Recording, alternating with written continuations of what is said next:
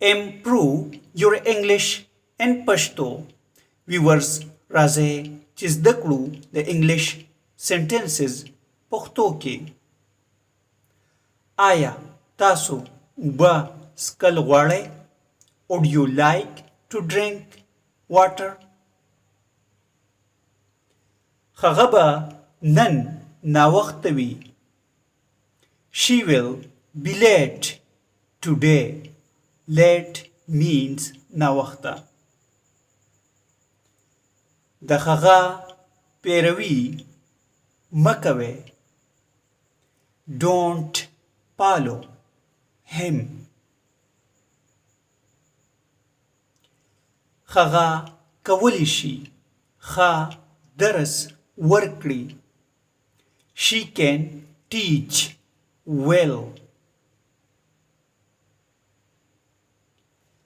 هغه ګړندی روان دی. هغه تیز روان دی. She is going fast. Fast means ګړندی یا تیز. هغه کولی شي کرکټ وکړي. He can play cricket.